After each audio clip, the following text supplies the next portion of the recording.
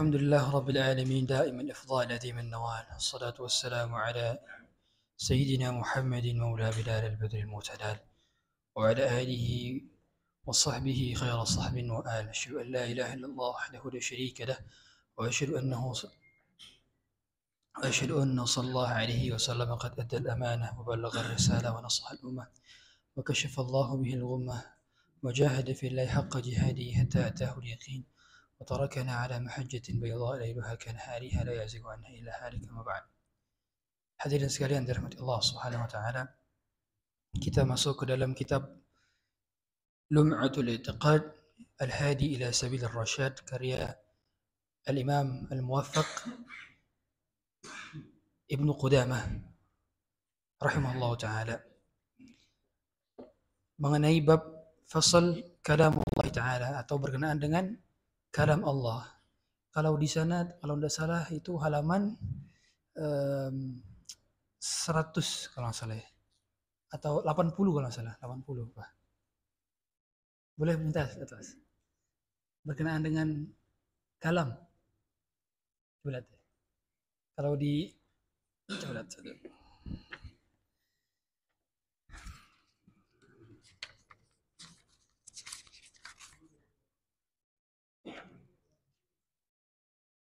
Ah, 122. 122. Ini Mas, Afan kaitannya. 122. Berkenaan dengan kalam Allah Ta'ala. Di sini Al-Imam Ibnu Qudamah Mu'allif rahimahullah Ta'ala menjelaskan bahwa Allah Subhanahu wa Ta'ala itu memiliki sifat kalam. Allah mampu berbicara. Dan Allah berbicara sesuai dengan apa yang Allah kehendaki. Sifat berbicaranya Allah Subhanahu wa Ta'ala itu adalah qadim. Adapun susunan pembicaraannya itu bersifat hadis, baru. Jadi kalau qadim itu maknanya azali itu maknanya sudah kami jelaskan bahwa ada sebelum kata ada itu ada dan tetap ada meskipun kata ada sudah tidak ada. Allah itu ada sebelum kata ada itu ada dan akan tetap ada meskipun kata ada sudah tidak ada. Meskipun seluruh makhluk berkata bahwa Allah tidak ada, maka Allah akan tetap ada meskipun seluruh makhluk berkata Allah tidak ada. Itu makna azali. Dan Allah, sifat-sifat Allah Subhanahu wa Ta'ala itu sudah bersifat azali. Salah satunya Allah bersifat kalam. Allah memiliki kemampuan untuk berbicara. Adapun perkataan-perkataan Allah, susunan-susunannya ini bersifat hadis baru. Karena bersifat kehendak Allah Subhanahu wa Ta'ala. Terserah Allah mau berbicara atau tidak berbicara, itu kehendak Allah Subhanahu wa Ta'ala. Akan tetapi kita tidak boleh mengatakan bahwa Al-Quran adalah makhluk. Tidak. Al-Quran adalah kalamullah, perkataannya Allah Subhanahu wa Ta'ala, bukan makhluk. Karena kalau dikatakan Al-Quran makhluk, berarti Al-Quran lemah. Berarti Al-Quran memiliki sifat mati. Berarti Al-Quran kalau begitu memiliki sifat kekurangan. Tidak mungkin.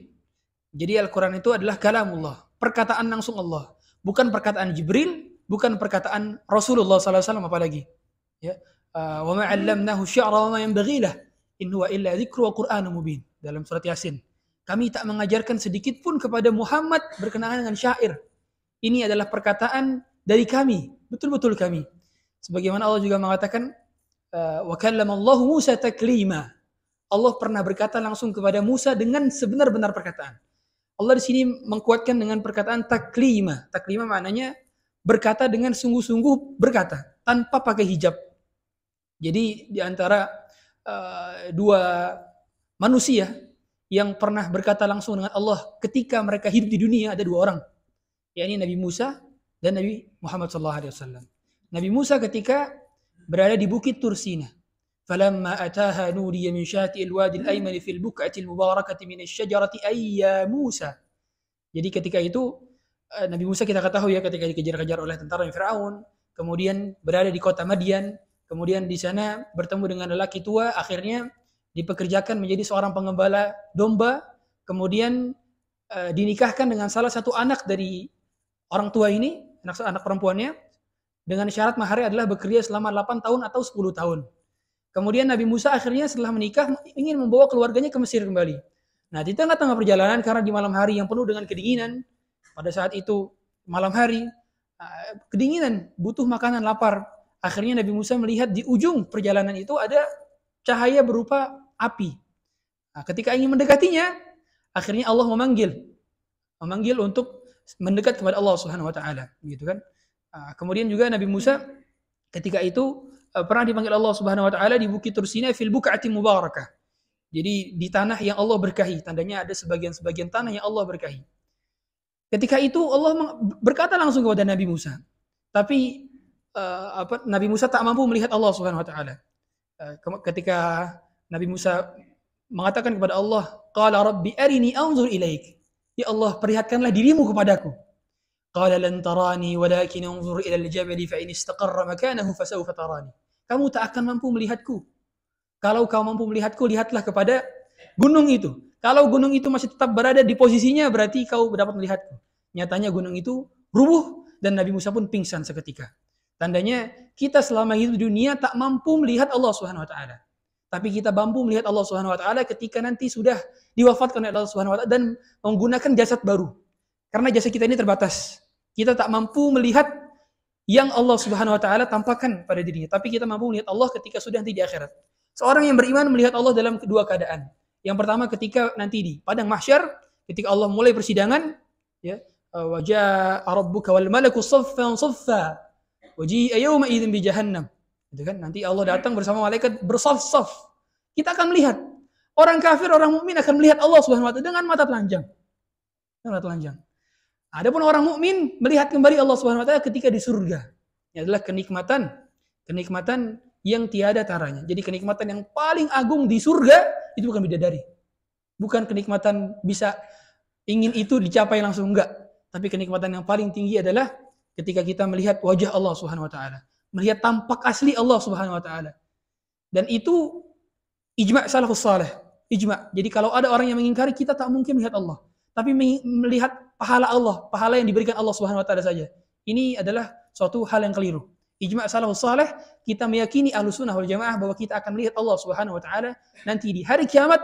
Kalau kita mati dalam keadaan beriman, kita akan melihat kembali Allah Subhanahu wa taala nanti juga di surganya, Ya. Berkenaan dengan ini, kalamullah ini adalah sifat daripada Allah Subhanahu wa taala, mutakallim. Allah memiliki nama mutakallim, bi kalamin qadimin, yasma'u minhu man yasha'u min khalqihi.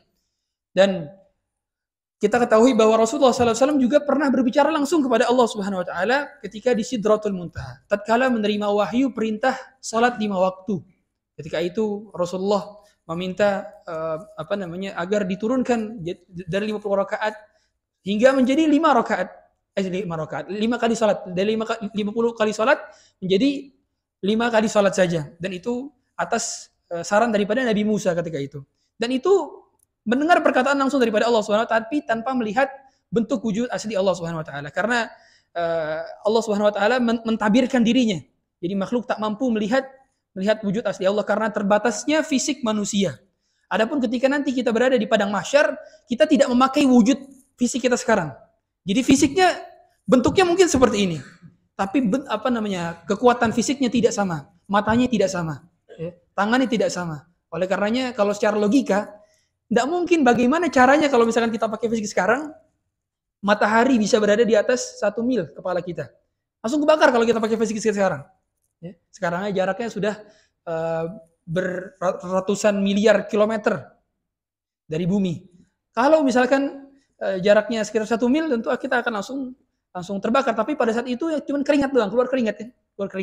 Keringat ada yang keringatnya sampai kaki, keringatnya sampai lutut, keringatnya sampai tubuh, keringatnya sampai mata, bahkan menutupi mata. Kemudian berkenaan dengan ini kita tak menafikan bahwa Allah Subhanahu wa taala memiliki sifat kalam, karena Allah pernah berkata kepada Nabi Musa, "Wa ana ikhtartuka fastami' lima yuha." Dan aku telah memilihmu wahai Musa di antara nabi-nabi lainnya. Engkaulah yang dapat berbicara kepadaku. Ya. Qul nazzalahu ruhul qudus min rabbik. Dan juga tatkala Jibril mendengarkan firman Allah Subhanahu wa taala, maka malaikat-malaikat itu pingsan. Jadi perkataan Allah Subhanahu wa taala, Allah ketika berfirman di langit, maka malaikat-malaikat itu pingsan mendengarkan firman-firman Allah Subhanahu wa taala karena begitu luar biasa dan mulianya. Kemudian mereka bangun kembali ketika mendengar firman Allah dan bertanya kepada Jibril, "Wahai Jibril, apa yang telah disabdakan oleh Tuhanmu, oleh Tuhan kita?" Kemudian kata Jibril, itu adalah perkataan yang mulia dan dia maha tinggi, wa huwal aliyul kabir. Begitu kata dalam sebuah hadis. Kemudian kita lihat bahwa nanti penghuni surga pun akan diajak bicara oleh Allah Subhanahu wa taala. Sebagaimana dalam sebuah hadis, yaqulullah ya ahlul jannah, ya ahlul jannah, wahai penduduk surga semuanya. Kemudian penduduk surga menjawab perkataan Allah, labbaik rabbana wa sa'daik. Labbaik ya Allah, aku penuhi panggilanmu dan aku penuhi dengan penuh sukacita. Jadi makna daripada labbaik Allahumma labbaik, labbaik la syarika laka labbaik innal hamda, dan seterusnya. Kalimat talbiyah itu apa namanya? Kami memenuhi panggilanmu dengan sungguh-sungguh. Jadi kalau orang dipanggil tapi cuman oke, itu tandanya belum labbaik. Kalau labbaik itu dipanggil, Anda langsung bergegas langsung. Nah, bergegas langsung. Dipanggil langsung bergegas. Itu tadi dipanggil. Makanya tidaklah setiap orang yang diutus haji, diutus umrah, kecuali itu telah dipanggil oleh Allah Subhanahu wa taala untuk pergi ke sana. Dan tidaklah setiap orang yang pergi haji dan umrah kecuali dahulunya pernah dicatat di Lauhul Mahfuz bahwa dia pernah melihat Ka'bah nantinya. Nah, itu panggilan daripada labbaik. Dan setiap orang yang diutus pada saat itu gara-gara Nabi Ibrahim berdiri di atas Ka'bah kemudian teriak, ya ayuhan nas, innallaha qad farada 'alaikumul hajj fahujju. Wahai seluruh manusia, sungguhnya Allah telah mewajibkan kepada kalian semua untuk haji. Maka hajilah. Maka seluruh orang manusia dari penjuru bumi datang ke Mekah untuk haji, mendengarkan panggilan daripada Nabi Ibrahim. Bahkan kata para ulama, janin-janin yang berada dalam dada, yang berada dalam kandungan ibunya, ketika dia ditakdirkan untuk pergi ke Mekah, maka dia akan mendengarkan perkataan Nabi Ibrahim ketika itu. Sampai segitunya, ya. Kemudian di sini juga kita mengetahui bahwa nanti penghuni surga pun akan melihat Allah Subhanahu wa taala, dan ada sesinya. Fayazuruna. Ya, begini akidah Ahlussunnah wal Jamaah. Ahlussunnah wal Jamaah meyakini bahwa kaum muslimin yang masuk ke dalam surga nanti akan mengunjungi Allah Subhanahu wa taala dalam satu sesi di surga. Ya. Inna ahlal jannah idza dakhalu fiha nazalu bi fadli a'malihim. Nanti penghuni surga itu ketika masuk surga, mereka masuk surga sesuai dengan derajat-derajatnya. Jadi kami katakan surga itu bertingkat-tingkat. Jumlahnya berapa? Berapa tingkat jumlah surga? Ya. Berapa tingkat? Ada yang tahu? Tingkatan surga itu sesuai dengan jumlah ayat dalam Al-Quran. Berapa Al-Quran? 6.236 ayat. Nah, itu jumlah tingkatan di surga. Adapun berkenaan dengan sungguhnya di surga memiliki 100 tingkatan, itu tingkatan khusus. Adapun tingkatan total, kata para ulama, sesuai dengan tafsir Al-Qutubi mengatakan bahwa kepada para penghafal Al-Quran, Iqra' warattil wartaqi kama kunta turattilu fid dunya fa inna manzilataka 'inda akhir ayatin taqra'uha. Kepada para penghafal Quran, wahai para penghafal Quran, bacalah kemudian naiklah. Sesungguhnya ketika kamu semakin membaca, makin baca, maka di akhir ayat itu pula kamu akan berada di tingkatan tertinggi dalam surga. Maka kata para ulama, tingkatan surga itu sesuai dengan jumlah ayat dalam Quran. Semakin banyak kita menghafal dan semakin kita mengamalkannya dan semakin kita membacanya, maka tingkatan terakhir kita itu pula sesuai dengan akhir ayat yang kita baca. Ya, maka usahakan setiap bulan ada Quran yang kita khatamkan. 40 hari kata para ulama aib bagi seorang yang beriman, 40 hari tak khatam Quran. Aib. Ya, aib. Maka hendaknya kita khatam Quran sering-sering. Nah, kemudian di sini mereka mengunjungi Allah Subhanahu wa taala, tsumma yu'tana lahum miqdar yaumil jum'ati min yaumid dunya. Biasanya kata para ulama di hari Jumat min ayyamid dunya fayzuruna rabbahum, dan mereka mengunjungi Tuhan mereka, kemudian mereka menikmati pemandangan Allah Subhanahu wa taala. Kita ketahui bahwa Allah Subhanahu wa taala menciptakan keindahan surga. Surga saja sudah begitu indah. Surga saja sudah begitu indah. Ma la aynun ra'at wa la udhunun sami'at wa la khatara 'ala qalbil bashar. Surga itu tak mampu terdeskripsikan oleh mata, tak mampu terfikirkan oleh sanubari, tak mampu terlihat oleh bayangan, tak mampu terdengarkan oleh telinga, tak mampu tersentuh oleh tangan, tak mampu terinjak oleh kaki. Belum ada jiwa yang menyentuhnya. Ya Rasulullah sallallahu alaihi wasallam. Ya. Itu pun tidak bisa dibayangi keindahannya, apalagi Allah Subhanahu wa taala yang menciptakan keindahan itu. Bagaimana keindahan Allah Subhanahu wa taala? Tak mampu. Tapi kita di sini tidak mampu, tidak boleh membayangkan bentuk fisik Allah Subhanahu wa taala, tidak boleh. Zat Allah Subhanahu wa taala tidak akan bisa kita bayangkan. Kalau kita mentok bayangkan, maka hakikatnya tidak akan seperti itu. Begitu pula cara bicaranya Allah Subhanahu wa taala, tak mampu kita bayangkan juga seperti apa cara bicaranya Allah Subhanahu wa taala. Yang jelas segala macam sifat Allah Subhanahu wa taala itu keindahan, dan kita akan melihat keindahan itu dengan maha keindahannya. Seperti itu ya. Kemudian di sini hadis daripada Abdullah bin Mas'ud, "Idza takallama Allahu bil wahyi sami'a sautahu ahlus sama." Kalau Allah berkata dengan wahyu, maka mendengarlah seluruh para penduduk langit. Tandanya kita ketahui bahwa Allah Subhanahu wa taala memiliki sifat kalam, sifat kalam. Dan sifat kalamnya itu sudah jelas qadim. Qadim, bukan baru. Yahsyurullahu al-khalaiq yaumil qiyamah uratan hufatan ghurla. Buhman fayunadihim bisauti yasma'uhu min ba'du kama yasma'uhu man qarab anal malik wa anad dayan. Allah Subhanahu wa taala tatkala mengumpulkan seluruh manusia nanti di padang mahsyar, Allah datang kemudian Allah berkata, anal malik, sayalah raja. Tak ada satupun raja.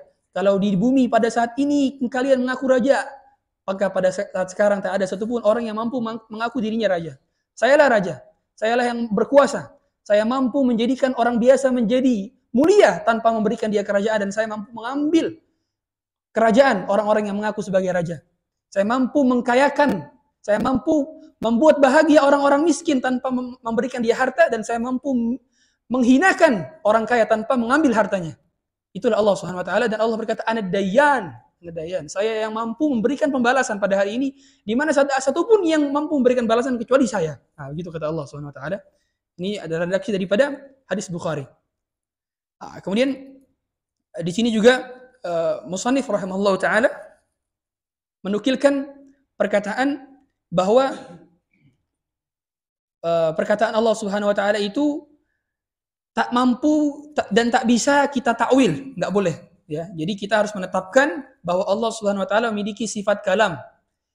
Karena ada sebagian kelompok yang mengatakan bahwa ketika Allah Subhanahu wa taala berbicara kepada Nabi Musa, itu hakikatnya Allah menciptakan perkataan itu yang bersuara itu pohon ketika itu katanya.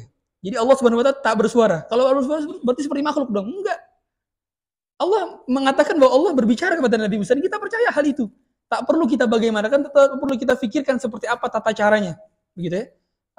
Karena sebagian kelompok bilang itu yang berbicara ketika itu pohon yang Allah buat berbicara.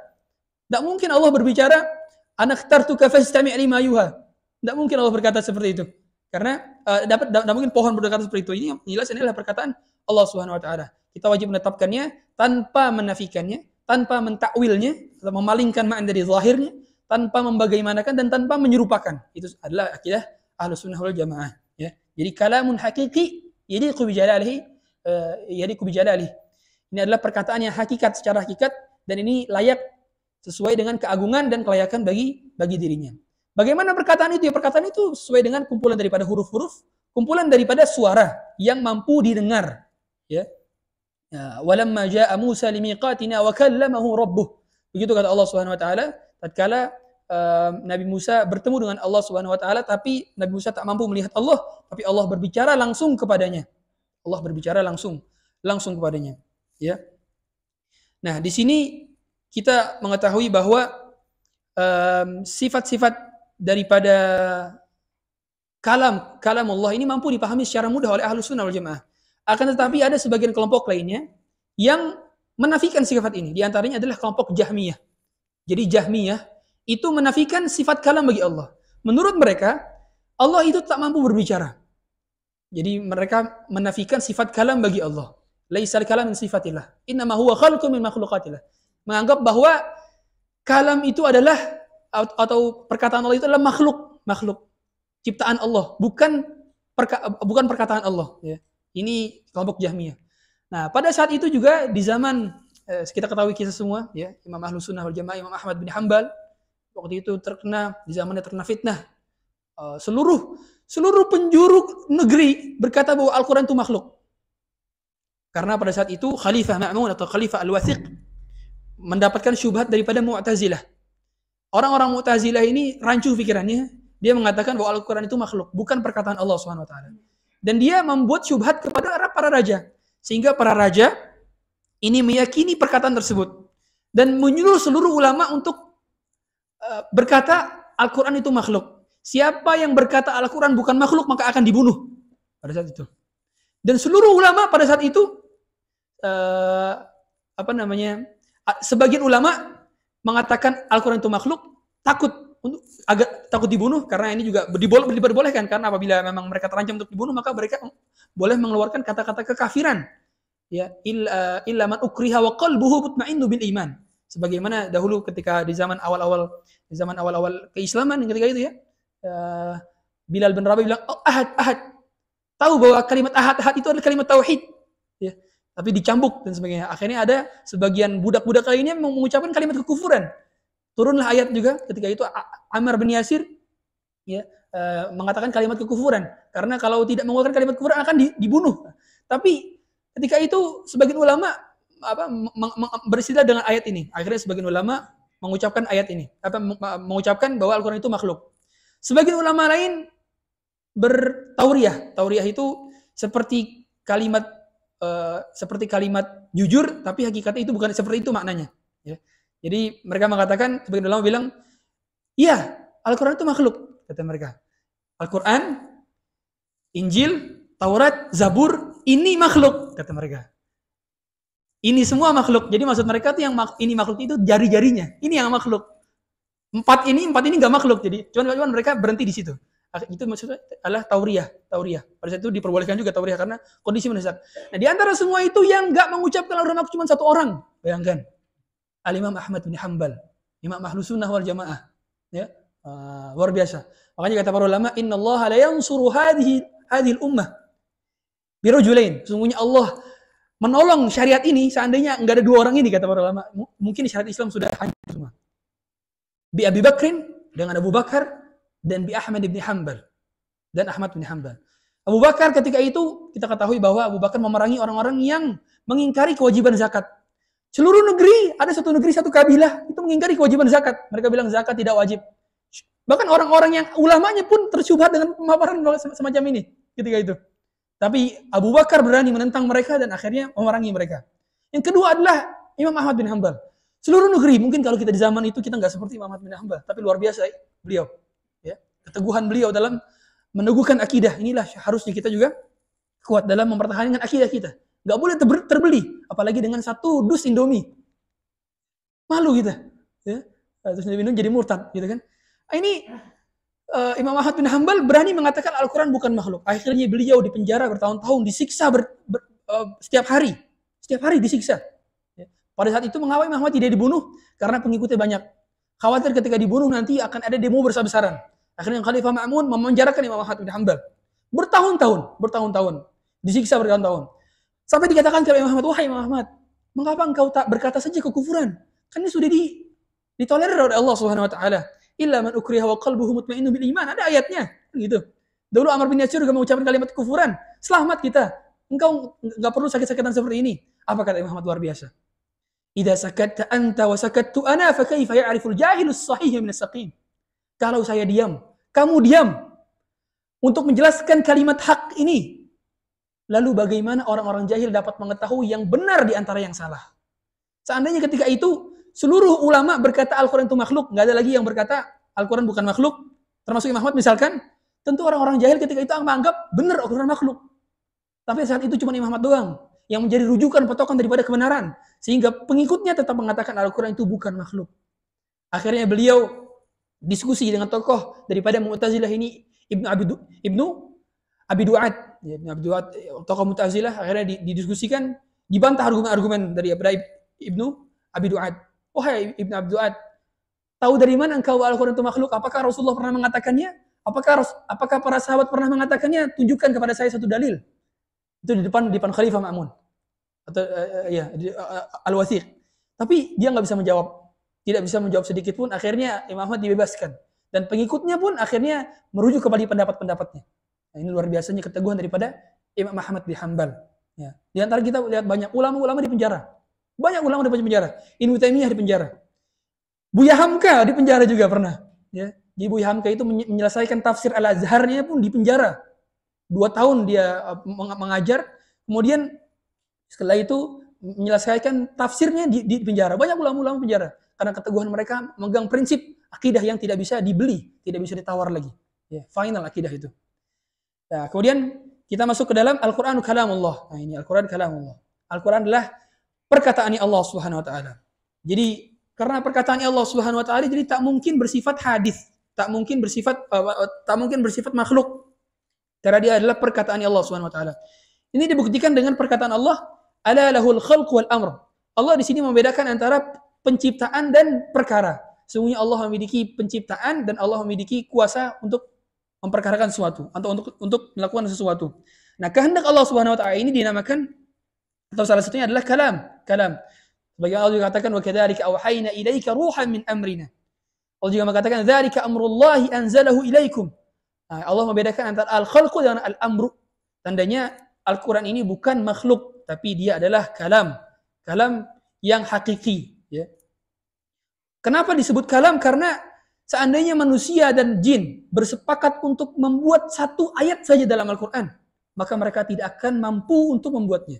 Qul la in ijtama'atil insu wal jinnu ala an ya'tu bimithli hadzal qur'ani la ya'tuna bimithlihi walau kana ba'duhum li ba'd dhahira. Seandainya para jin, para manusia sepakat untuk membuat satu surat saja, atau semua mereka kerja kelompok untuk buat satu surat dalam Al-Qur'an, maka tidak akan pernah mampu menandingi daripada Al-Qur'an. Karena ini adalah mukjizat, ya. Orang kalau sudah apalagi paham bahasa Arab, ini gak akan ada yang bisa nandingin sastra daripada bahasa Arab selain daripada Al-Quran. Gak mungkin.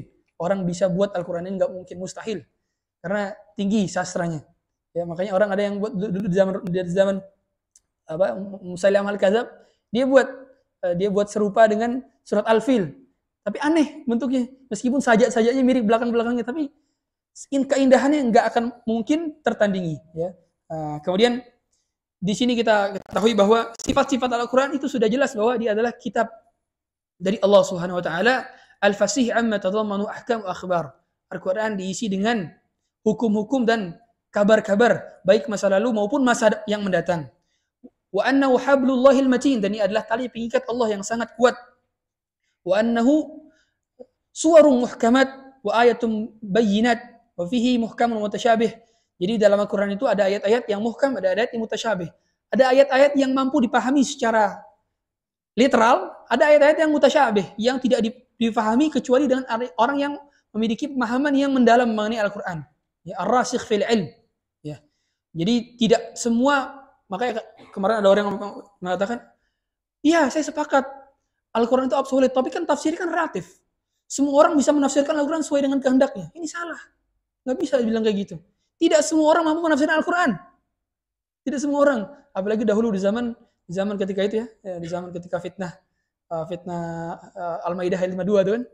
Dibilang, bebas siapa saja bisa menafsirkan Al-Quran kalau gitu kan. Enggak. Tata cara penafsiran Al-Quran itu ada caranya. Al-Quran ditafsirkan dengan satu ayat, ditafsirkan dengan ayat lain. Satu ayat ditafsirkan dengan hadis Rasulullah SAW. Satu ayat ditafsirkan oleh para sahabat. Satu ayat ditafsirkan oleh tabi'in. Itu urutannya. Nah, kalau ditafsirkan langsung secara lugawi, nggak bisa itu. Nah, sekarang ini ada sebagian tokoh-tokoh, ya kita lihat di YouTube, saya nggak mau nyebut namanya, ada yang mereka menafsirkan Al-Quran sesuai dengan sukanya, pakai kaidah-kaidah mereka yang buat sendiri. Akhirnya rancu, dia bilang Allah itu tidak melaknat kaum LGBT, kata dia. Yang Allah laknat itu adalah pemerkosaan. Karena ketika di zaman Lut itu ada pemerkosaan, yang laknat itu perkosaannya bukan hubungan seksualnya, hubungan homoseksualnya, kata mereka gitu. Ini ditafsirkan sesuai dengan kehendak mereka sendiri. Padahal tafsir para ulama nggak gitu. Makanya siapa yang mengingkari daripada ijma' tafsir. Jadi dalam tafsir itu tuh ada suatu yang disepakati. Ini contoh, la taqrabuz zina. Janganlah sekali-kali engkau mendekati zina. Artinya zina haram secara mutlak. Ketika ada orang yang mengatakan zina itu halal, maka dia telah menghilangkan atau keluar daripada ijma' ini, dan dia telah keluar daripada Islam. Jadi ada yang memang tidak bisa ditafsirkan kecuali itu tafsirnya. Ada juga yang sifatnya bisa ditafsirkan dengan pemaknaan yang lain atau khilaf tanawu. Maknanya sama. Intinya itu. Cuman berbeda-beda begitu redaksinya gitu kan. Jadi tidak semua bisa bisa menafsirkan Al-Qur'an gitu kan.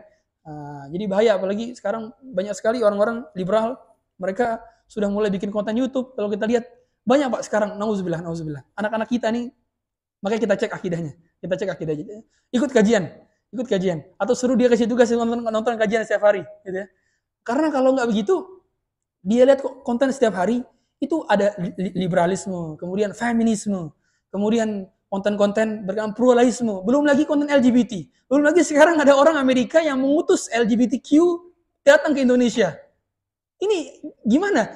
Bahkan saya kemarin lihat berita-berita bahwa kartun-kartun di Disney, di Netflix, di HBO dan sebagainya itu sudah mulai masuk konten-konten LGBT. Jadi itu ada kartun-kartun orang tuanya dua-duanya ibu, ya, punya anak. Kemudian di situ ada adegan ciuman dan sebagainya. Ini anak kita ditonton kan setiap hari. Ya, makanya bahaya sekali tontonan sekarang bahaya sekali ya. Kemudian masuk ke dalam bahwa nanti seorang yang beriman akan melihat Allah Subhanahu wa taala di hari kiamat. Dalilnya apa? Wujuhu yauma idzin nadhirah ila rabbiha nadhirah.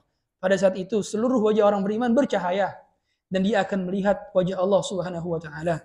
Dan ketika itu Allah Subhanahu wa taala menyingkapkan tabirnya. Jadi kita melihat Allah Subhanahu wa taala tanpa tabir lagi, tanpa tabir. Betul-betul face to face. Face to face. Ini akidah. Ya, sebagaimana kata Rasulullah sallallahu alaihi wasallam, "Innakum satarawna rabbakum kama tarawna al-qamar." Kamu akan melihat Tuhanmu. Rasulullah kemudian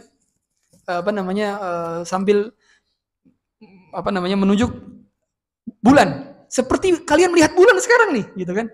Bulan kita lihat jelas sekali kan kalau lihat bulan itu kan. La tudaminuna fi ru'yatih. Kamu tak akan berdesak-desakan dalam melihatnya. Semua orang kebagian dalam melihat Allah Subhanahu wa taala nanti ketika di surga. Semoga Allah masukkan kita dalam surga semuanya. Kemudian karena penglihatan manusia di dunia itu mustahil melihat Allah Subhanahu wa taala, maka penglihatan di surga nanti bersifat hakiki. Jadi makanya kalau sekarang itu kan ada namanya ada ilmu yaqin, ada ainul yaqin, ada haqqul yaqin. Ya kan? Kita sering dengar istilah-istilah itu. Jadi sekarang ini kita ilmu yakin. Ilmu yakin itu kita baru mengetahui secara pasti. Nanti ketika sudah di alam barzakh, kita ainul yakin, kita melihat, diperlihatkan. Tidaklah setiap orang yang berada dalam barzakh kecuali mereka diperlihatkan tentang surga dan neraka. Itu namanya ainul yakin, karena diperlihatkan, benar-benar diperlihatkan. Kita sekarang belum diperlihatkan surga dan neraka. Nanti begitu berada di dalam surga atau naudzubillah berada dalam neraka, barulah itu namanya haqqul yakin. Kita betul-betul merasakan apa yang Allah kabarkan dan apa yang Allah Rasulullah sabdakan. Apa yang Allah firmankan dan apa yang Rasulullah sabdakan. Nah, kita akan merasakan itu semua. Tinggal tunggu waktu saja. Dan inilah faedah daripada kita mengetahui akidah yang kuat bahwa hidup kita sementara, mati kita akan sebentar lagi, dan tidak ada yang kita bawa kecuali amal soleh dan ketakwaan saja. Nah, demikian dapat kami sampaikan. Kita tutup dengan kafaratul majlis. Subhanakallahumma wa bihamdika asyhadu an la ilaha illa anta astaghfiruka wa atubu ilaik. Hadanallahu iyyakum ajma'in. Sallallahu ala nabiyyina Muhammadin wa alihi wasallam. Assalamualaikum warahmatullahi wabarakatuh. Silakan selanjutnya.